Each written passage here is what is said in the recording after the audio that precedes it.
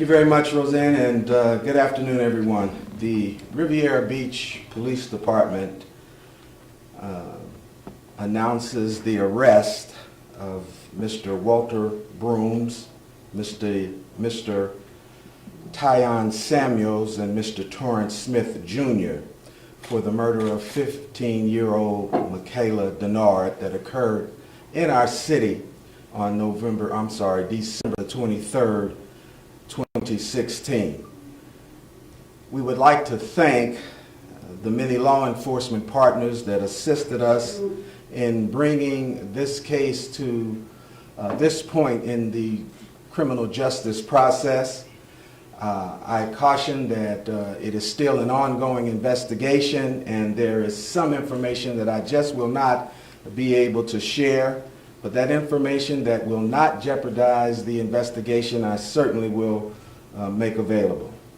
Our law enforcement partners that participated in this investigation are the Palm Beach County State Attorney's Office. We thank them for their efforts. The Palm Beach County Sheriff's Office, especially its forensic lab, who helped us with a lot of the forensic evidence that was gathered.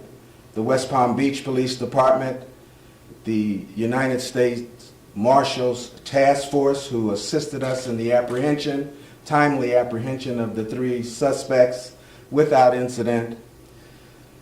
And last but certainly not least, to the investigative section of the Riviera Beach Police Department, who combined our technology and good old-fashioned, hard-working police efforts to bring these individuals to this point in the justice process, seeking justice for Ms. Denard. In the days prior to the death of Ms. Denard, the Riviera Beach Police Department had been investigating a rash of shootings. These offenses, it was determined, were being perpetrated by 8 to 10 individuals. As a result, we met with our legislative leadership. We briefed each of the council members and mayor on what had transpired in our city during the latter portions of the year, the shootings. We identified the persons whom we had learned were involved, and we provided to our legislative leadership our strategies for moving forward over the next 60-day period following those shootings. As a result, we identified and targeted specific individuals involved. Our goal was to disrupt and dismantle the activities of the targets that were identified, and ultimately to reduce, for the next 60-day period, our gun-related activities by 75%. All of those things were accomplished as a result of our efforts and the support of our community and the hard work of the men and women of law enforcement. Making the arrest of 3 young individuals is not an opportunity for celebration, and it is really a struggle for me often, because what I see are 4 individual lives that have been affected by the foolish activity of some of our young people who decide to solve their disputes through the barrel of a gun and don't care who is in the crossfires. As a community, as a society, of course, we cannot tolerate that, and what we have done and what we indicate all the time is that the full force and weight of the law enforcement community will come to bear on those individuals. We've made the arrest. I call that the first half of the game. The second half of the game, seeking justice for Ms. Denard, of course, involves a successful prosecution of this case. I'm convinced that the evidence and the technologies that have been used to get us this close will carry us through the trial phases and ultimately conviction. In addition, we shared with our legislative leadership some long-term strategies for sustaining and impacting gun violence in our city. We certainly hope that other communities will be willing to partner with us to adopt some of these things, but we're starting right here in our community. One of the things that we've had great success with is the introduction of a robust nuisance abatement process that allows us to target nuisance properties where oftentimes our young people who are involved in these kinds of activities harbor themselves. These are often rental properties, and we go after the landlords and we encourage the landlords to do the right things. We're also seeking legislative support to enhance the penalties for using stolen vehicles in the furtherance of criminal activities. As you know, young people steal the car, and that's the gateway crime. They use that stolen car in the drive-by shootings and the robberies, and we recover it, of course, ditched down the road, burnt up in a canal. The sole purpose is to use the car for the furtherance of a criminal activity. We're going to be asking our legislative delegation to assist us. If you use the car in that way, a stolen car, that the penalties be enhanced. Reaching out to the community, we're also partnering with Healthier Neighborhoods. That is a project that is funded locally, and it does a series of town hall meetings with communities, asking and seeking from communities, what can we do to help you resolve issues that are pertinent to you? So it's solving the problems from the grassroots up. We're providing those recommendations and approaches to our legislators and looking for partnering and partnerships to further that. We're also suggesting and going to be recommending what we call a beef mediation program. For the uninitiated, our young people refer to disputes between themselves as beefs. And we're calling this program a beef mediation program, where we're going to be encouraging and partnering with our local clergy to act as mediators, starting with our police chaplain program, to act as mediators for young people who will voluntarily submit themselves to the program.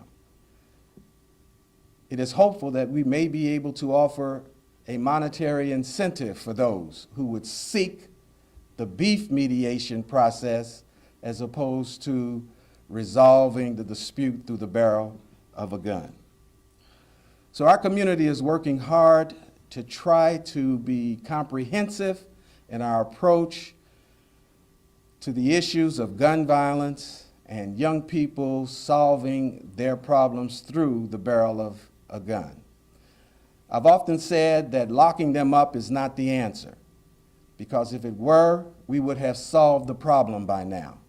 Many of the young people that we come in contact with have extensive contact with the criminal justice system, and I view those as missed opportunities for us to interdict in a positive fashion in their lives.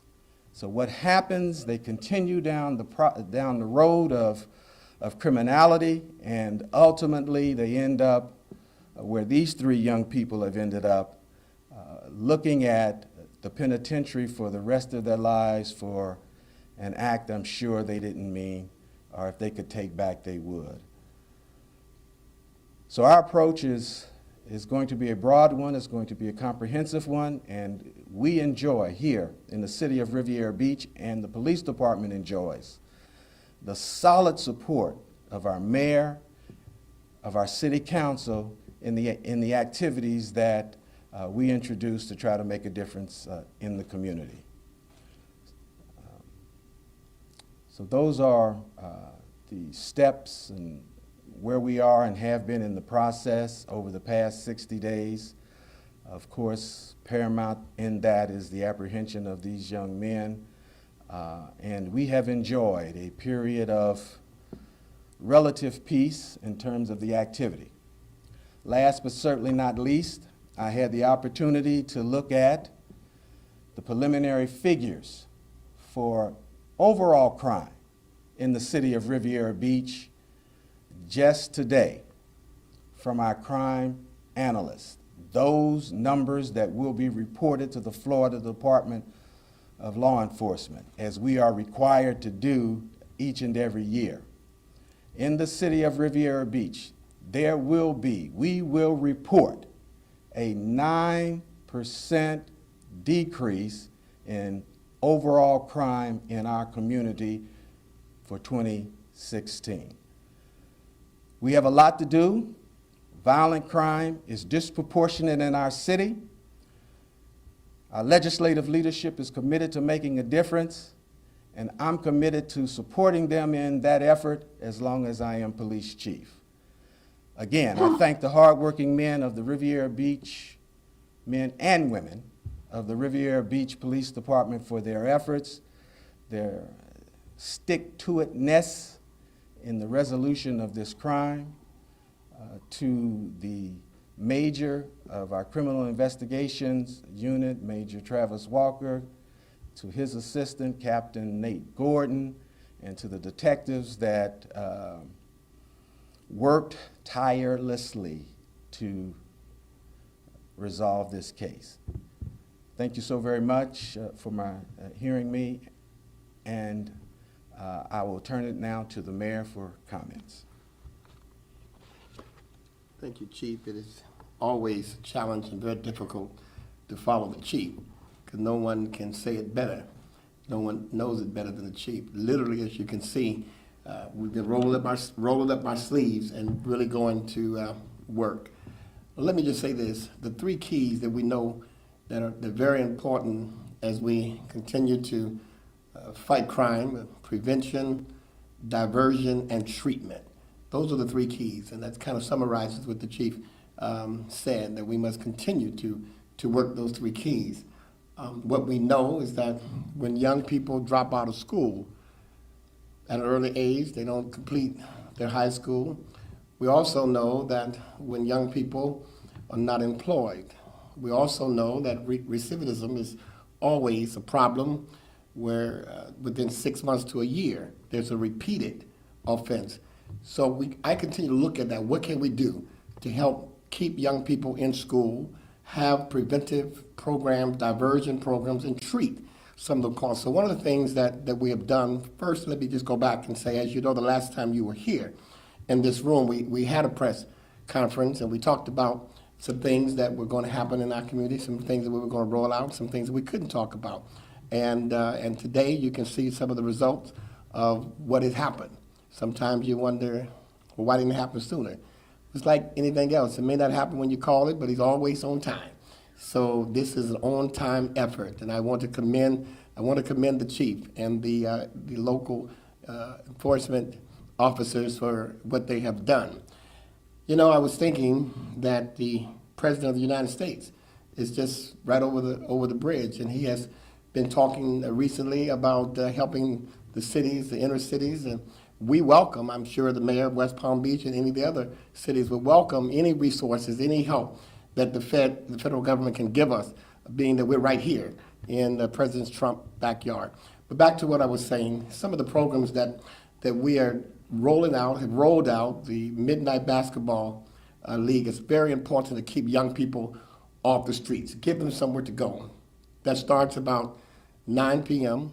to 1 a.m. in the morning. Young people are excited about it. Our police department is actually one of the teams in the league, and they actually played Stony Brook. They got beat the first time, but the second game, they beat the other team. So it's that type of community policing, getting to know the young people, interacting with them, prevention, diversion, and treatment. Back to unemployment. We know that when unemployment is one of those things that breeds crime, period. So what we have done is something unusual. We have announced that the last Thursday, Wednesday or Thursday in March, I think somewhere around March the 30th, we're going to have an unusual job fair. This job fair will only be for ex-felons that we now call returning citizens. You have to have a criminal record to get in the room. You must be an employer that is committed to hiring ex-felons. We want to cut down on the recidivism rate. We want to make sure that young people give it a second chance, that we can get jobs, ban the box. So we're going to do everything that we know to do and continue to seek best practices and continue to ask for any assistance that we may gather from the state or the national level as well. But most importantly, I am very proud of the Chief of Police. I'm very proud of the men and women of our department. We always, 99.9% of the time, we get our man. It may take time because we want to make sure that we do it methodically, and we've done that. Thank you very much. Let me introduce the chair of our city council, who has been right there with us on the front line combating crime and violence. Chair T.D. Davis. I want to say good afternoon. I want to acknowledge my colleague, Councilwoman Lynn Hubbard, and our intern city manager, Mr. Danny Jones. I always start off each press conference by stating that City of Riviera Beach is a wonderful city. And one of the things that we can always do and promote is that we work well together. And we have numerous press conferences, like stated by Police Chief Williams, that we have ongoing investigations. And here are one of those things showing the results that as we hire our local police women and men, they're doing a wonderful job to show that Palm Beach County, that we do have the best police department in Palm Beach County. And one of the things that I would like to ask the residents of Riviera Beach, as we thank them for being so patient with us, is to continue to reach out to us and help us with those lines and talk. You have to help us save this city by not being silent. Lift that code of silence. If you know some information where you can help save someone's life or prevent a crime, or you know about a crime, please reach out to our police department and to our hotline to give those information out, because that's what's important. We only can do it together. We can't be silent, and we got to help each other out. I want to thank all those who came out to support this press conference, and I want to say thank you to our women and men of our police department once again. Next, I would like to bring up, before we bring up Mr. Jones, Councilperson Lynn Hubbard. Good afternoon. I am so very proud of our Chief Williams and the men and women in blue that represent the city of Riviera Beach, our police department, that keep us safe. We knew eventually that we would have this all wrapped up and that it would be taken care of and it would be done right. As it was said earlier, some people were kind of impatient about what was going on, but we knew we had to do it the right way. As the chief mentioned earlier about putting things in place to help keep children from going down a path of crime, the city council, the police department, and the youth employment program, the youth empowerment program, that we have here, we've teamed up to unveil for the summer a summer youth employment program that will go from June 12th to August 4th. We will endeavor to employ a minimum of 500 children. We will ask our business owners, we will ask our school district, our Palm Beach County Commission to join with us in placing 500 children for the summer as a crime diversion, as an education enhancement, and as youth on the job training. So this is something that Riviera Beach is committed to. This is something we're asking the community to partner with us on, and we're looking forward to a safe, quiet summer. The number of children that will be experiencing opportunities or exposure to the different trades that they are interested in It's going to be a phenomenal opportunity for the children of Riviera Beach, and we're asking you to help us get the word out about our Summer Youth Employment Program. We're asking the community and the business owners to call in and find out more about it, but we look forward to full participation, and we thank the police department for partnering in this event and for helping us to have the Summer Youth Employment Program, and we're going to work tirelessly with our police department to support them in whatever way we can in their endeavor to keep us safe in the city of Riviera Beach. Thank you. Next, we will now hear the voice of our interim city manager, Mr. Deputy Danny Jones. Good afternoon. With more than 30 years of law enforcement experience behind me, I know what it takes to bring a case of this magnitude to closure. It takes true hard work and dedication.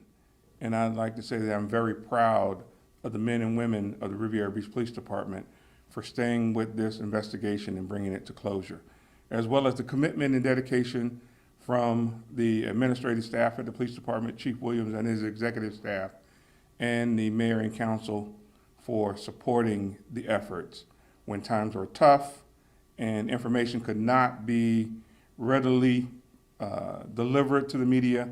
They stayed with the case, and today they brought closure. Again, I'd like to say I'm very proud of the Riviera Beach Police Department. Thank you.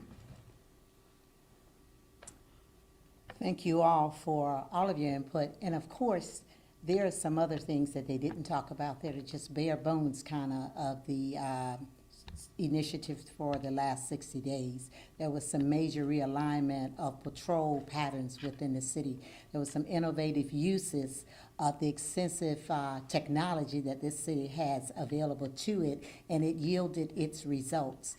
There are also some initiatives that will help with family self-sufficiency in this city. If you enable people to better take care of themselves, then you wind up with better communities also. They even take better care of their properties, and just the appearance change does a lot to decrease crime within the city. So there are many more aspects of this plan that you didn't get today, but we couldn't hold you all afternoon. But I did want to mention those. And now they will stay for just a few minutes and entertain any questions that you may have. Chief Williams, Michelle Casado with Channel 5. I know you mentioned that you're working on a diversion program to intercept these individuals that get kind of involved with the justice system early on. Can you say whether these three, and we saw they're young, 17, 18, 19, the ones arrested for this shooting, were they already involved in the criminal justice system? Yes, they were. The young men that were arrested this afternoon had extensive histories and extensive juvenile contacts. Again, you know, opportunities for the system to interdict in their lives and to do it right. And it's unfortunate that it takes a life being lost for to get the full attention of the criminal justice system. We have to do better. We have to do better. And as I said earlier, you know, 4 lives have been affected by this lack of judgment. These 3 young men that are going and face potentially prison for the rest of their natural lives, and of course the young lady whose life was lost so early. So those families are all suffering, and that's a tragedy. It's a human tragedy. It's a societal tragedy. And somehow, some way, we have to find a way to do better. We have to find the dollars, find the funds to try to make a difference in people's lives. We either pay now or we pay later. Could you say at all what the motive of the shooting was? Was she an intended target or just got caught in the crossfire? Our investigation indicates that she was not an intended target. She was there with persons who were the intended targets. They ducked and were able to seek cover, and she wasn't. So again, we identified earlier on the persons who were involved in our spike at the end of the year in shootings, and it was 8 to 10 individuals who went back and forth shooting at each other, terrorizing a community, not caring about the backdrop of where they fired those rounds, and of course sending a community into turmoil. But we had, and the utilization of our extensive technology, we were able to zero in right away on these folk. But technology is only one aspect of the tool belt. So we had to put our hardworking men and women in place to put all the pieces together and, in cooperation with the other agencies, build a solid case that can bring justice for the young lady that was harmed. From my understanding, there was one person in custody at the time of the shooting. Is that person included in the 3 arrests, or was this someone else that you worked with to try to reach those 3 arrests? One person in custody prior to today. Prior to today, yeah, the night of the shooting, I believe there was a press release that went out that says one person was in custody. I don't know if that was one person questioned in custody or possibly arrested. No, that was a person that was questioned in connection with, and it was later determined that he was not involved in the incident that we were investigating. Can you say confidently that the 10 or 10 people that were involved are now being surveilled under police or involved in some sort of program that the citizens can feel comfortable knowing that this back and forth has been, I guess, cut? Well, out of the 8 to 10 that we've identified, 4 we know exactly where they are. 3 are in jail now and facing charges. The other group, these warring groups going back and forth, they know who they are, we know who they are, and if they step out of line, I have every confidence that these hardworking men and women will do what they do each and every day, try to keep our community safe. But we're trying to encourage our young people, please. There are other ways to resolve the disputes. The police department is making itself available to assist you. I'm excited about what I'm calling the Beef Mediation Program, and I wish and hope that we can find a way to incentivize young people who find themselves so angry that they want to settle the dispute through the barrel of a gun. If they will sit down with a member of local clergy, a member of our police chaplain team, and talk about it and identify that person to us that they want to harm, and we'll bring that person in and have them sit down and try to resolve that dispute.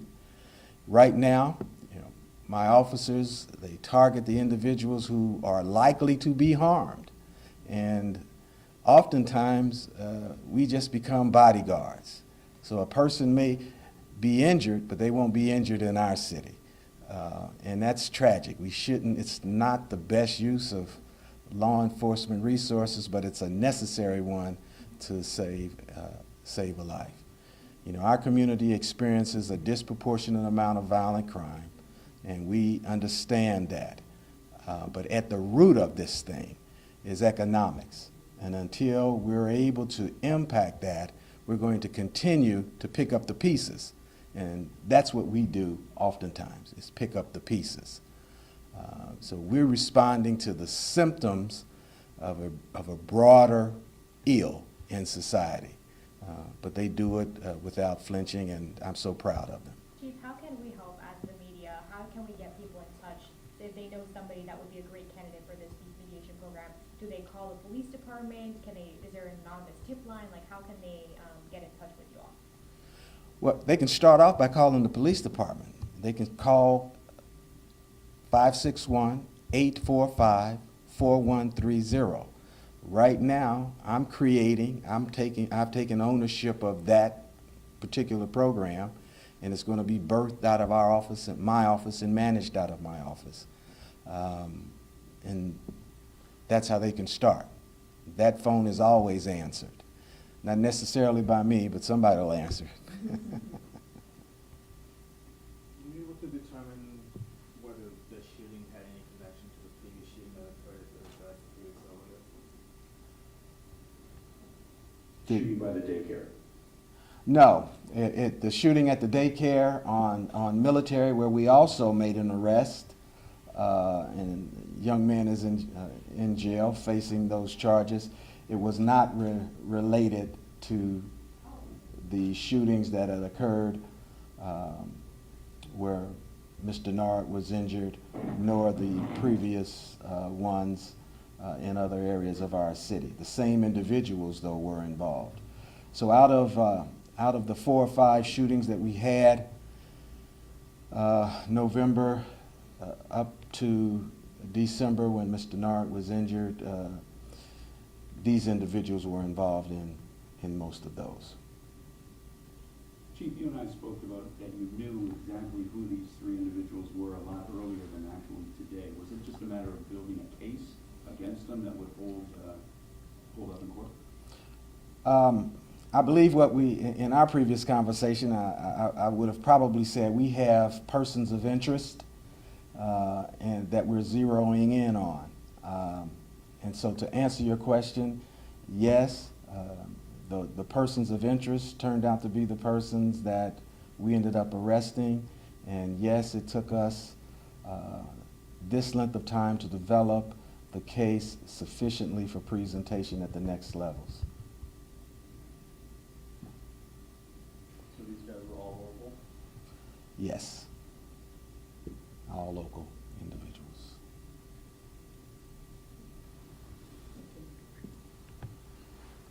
Thank you. Thanks, everybody. I certainly appreciate it, and thank you very much.